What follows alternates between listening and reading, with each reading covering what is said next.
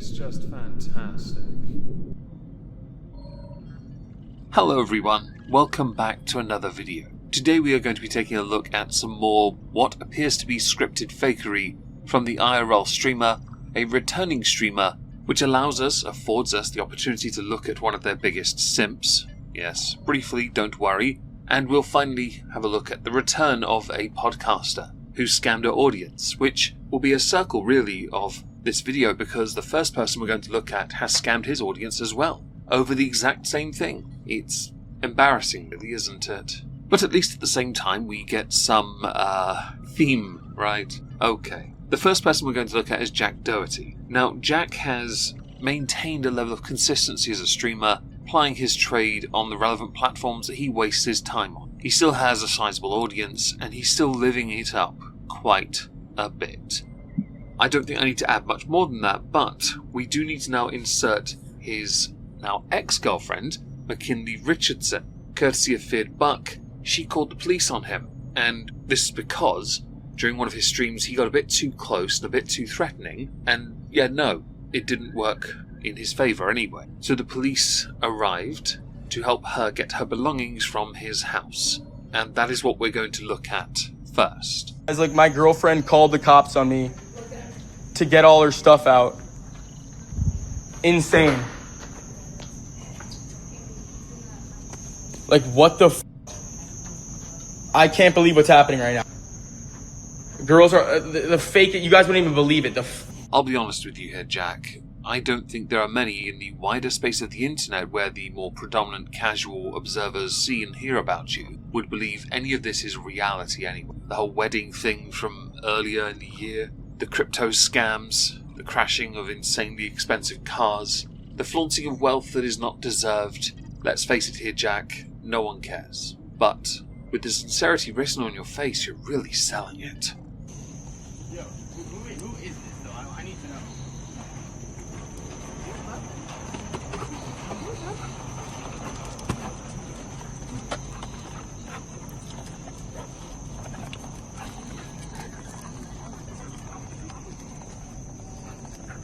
What's up, man? How are you?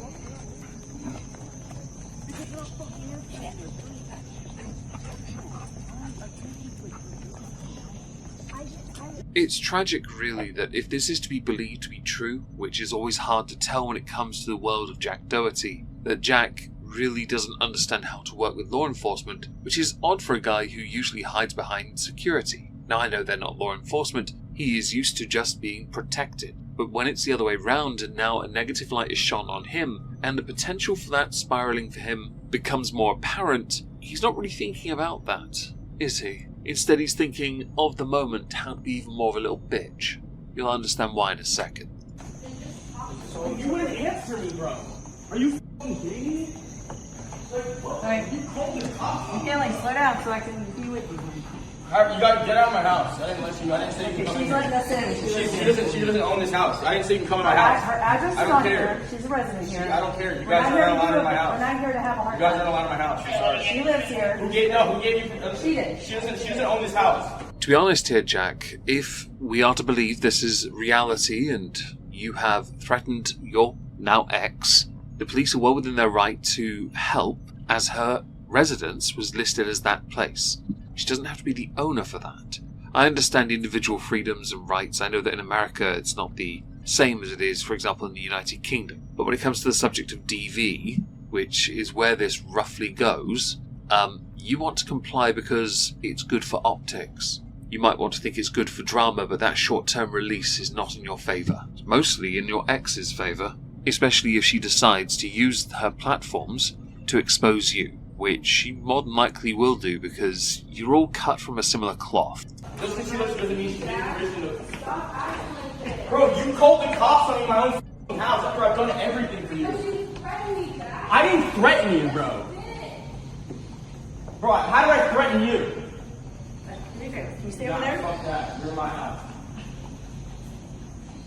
Where this now looks weird and shenanigans is certainly cold is that there's one officer, as opposed to two, and no one is controlling the situation, right? I understand placating and being polite and perhaps a little understanding, but if one is to be believed that they feel threatened, he wouldn't be anywhere near her while this is going on. It's called safeguarding. You're unreal, bro. You're in my house. Tell me what the f*** to do. This is her house. She doesn't pay for it. I'm sorry. Doesn't matter. It's not your house. Doesn't matter. Nah, it's just crazy.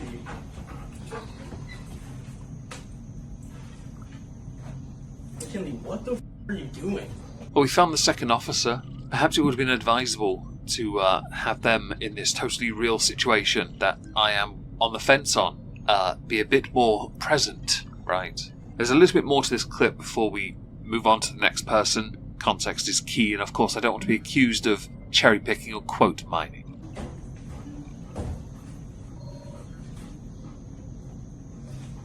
Kidding, holy shit, Jack. Dude, who the f*** is this bitch? You get the f*** out of my house, bitch. No, yeah, Jack. stay the f*** out of my house. Get out. Get out. Stop. Dude, tell her to get the f*** out of the house. No, it's my Not that. Get this stupid ass bitch. As you can tell, Jack handled this like a pro. Now he did, under Fearedbuck's tweet, reply, "I never threatened her," but many people did point out to him that that may well be the case. We can never be sure with what is real and what is not, especially as you hide behind a bodyguard that is known to knock people out. You like to goad people for the responses. In fact, it's content. You're a marketer after all. You're a philanthropist, a franchise guy that cons people, swindles people with those meme coins. You've since gone to confirm, after a number of tweets, that you are now single. Congratulations. I have no doubt in my mind you'll find a new bish in no time at all. So moving on from Jack, we're going to the return of somebody else, who I genuinely didn't think would come back to the internet, much like one of their greatest simps who we'll talk about in a moment.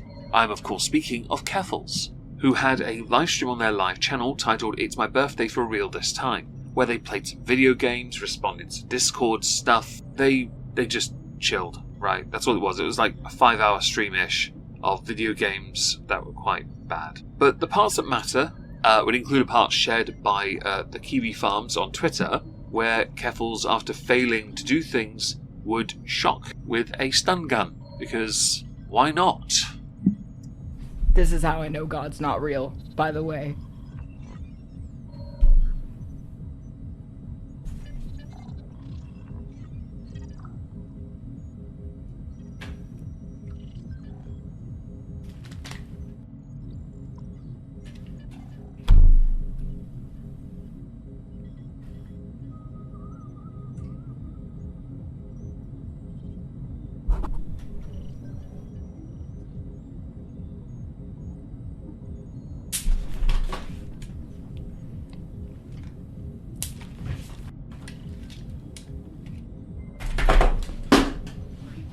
I'm not going to deny, while that was mildly entertaining, I was a bit confused why Keffals had come back. But then, at the same time, not. Many of us who have worked online don't want to give it up, truly give it up. We can, of course, try to behave as if we're above this, right? But for many of us that it is a job for, it was for Keffals for a time as well. Also, birthday stream means active channel donations. I did see some super chats, so I've no doubt in my mind some extra shekels for the birthday coffers. Yes, congratulations to you. Now, underneath, I noticed somebody had commented, and it tickled me a little bit, so I thought, ooh, let's go be a little nosy for a second, and see how they're getting on. Now, in the comment underneath, Tipster live. I remember when you created the infinite forklift race in Satisfactory. That was so funny, lol. As you can see, no real interaction from Keffals, not surprising in the slightest. Went to Tipster's channel. His subscriber count has gotten even smaller. He is almost about to give up his play button, in fact. And there is virtually no content on this channel beyond one live stream. Since I'm blocked on Twitter, I don't know what it is that has happened that has, led down this path. So I thought, ooh, I'll look at the .gg link. His last stream was 11 days ago, and it was a Resident Evil 2 run. That was it. Yeah. Grats, I think. I know to an extent I should feel some sympathy, but I don't feel any sympathy for Tipster. Tipster is one of the few creators in this space that I genuinely think deserves what happened, and I'm never going to feel sorry for punching down when it comes to Tipster anyway. I had been led to believe because of last year that Tipster was on a bit of a resurgence anyway, because they were making more videos, They were getting views again to an extent, covering, well, specific topics leading up to the election anyway, going after the Conservatives and those that were dubbed grifters. Everyone's a grifter if you think about it, but sure, they were getting views regardless. As you can see now, though, well, I'm guessing for the base memer, it's just not going to know. Oh well. To the final subject and another scammer. So we're going back to what I had said at the start, where I said this would circle back. Tuah is making a return. Although I thought she had already, but apparently she's doing it again. An electric boogaloo of an electric boogaloo. Breaking news. Haley Welch has been shot. Haley Welch dead. The Hawk Tuah girl has died. Ooh. Hawk Tuah girl sparked pregnancy rumors after Hawk Candace Tuah girl was viral. exposed for pregnant. My bad. Breaking news. The Hawk Tuah girl is not missing. She's pregnant. I remember when she had done a episode, and we covered it here, going through investigating what had happened with this meme coin. Meme coins are always a scam. They're always a scam. People invest in it and then somebody will short it on purpose because then they benefit from it, or their backers do. The Huck coin, or whatever it was called, Huck Tuah coin, whatever it was called, said that twice. Yeah, that was just that, a scam.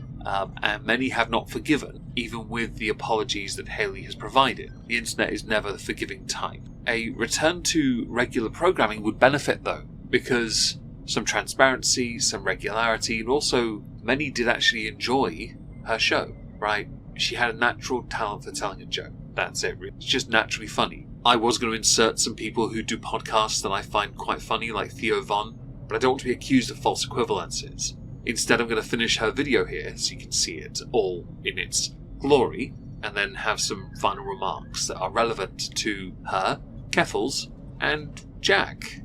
Oh my god. Ooh. What's going on with that Hawk Tuah chick? She going to jail? Anywho, do I get a phone call? The Hawk Tuah girl. No one knows finance quite like Miss Tuah. Get your ass up. We got stuff to do. So dramatic. I'm so excited. Can you tell from the sound of my voice? If I was to summarise what these three idiots and Tipster have been up to, it can be summarised as the following. Jack Doherty, business as usual, and has yet to feel or suffer any legitimate consequences for his stupidity. When he finally does, he might actually start to be more responsible. You would have thought the car accident would have been it. I say accident, well, not really, was it now? But let's face it, he has yet to actually feel anything. And that won't happen until people stop supporting this crypto scam clown. Keffals coming back to the internet for a birthday stream made very little sense, unless Keffals has no friends anymore, but that's also possible. Tipster simping from the shadows, not a surprise. And as far as Huck Tuah meme scam coin lady person goes, I am curious to see what happens with the investigation, whether any refunds are going to be issued or have been issued. I know she was working with or aligned with FaZe Banks with all of this happening. I'm intrigued to see what happens of that and whether or not she can succeed with her podcast with all the negativity she got in the mainstream and the whole disappearing thing. Although I will admit, I won't lose sleep over any of these people if they were to suddenly fail even more or genuinely suffer as a creator. In the form of one of them couldn't care less, Hannah's still my friend. As far as Keffals goes, I'm surprised they even bothered. Although if they do carry on, not surprised. Chronically online people generally do like to be online as much as they can be. If Huck Tuah fails, well, she's made money, so I guess she doesn't have to worry. And if Jack does, I might celebrate with a live stream. Let me know what you think in the comments down below about all of this nonsense. It's a bit like an exhibition of stupid people, but it was a guarantee that everyone was stupid, whereas sometimes we usually get to question whether something is dumb or not. Let me know in the comments. If I don't see you on Twitch for some trucking later, have a wonderful day and thank you so much for listening.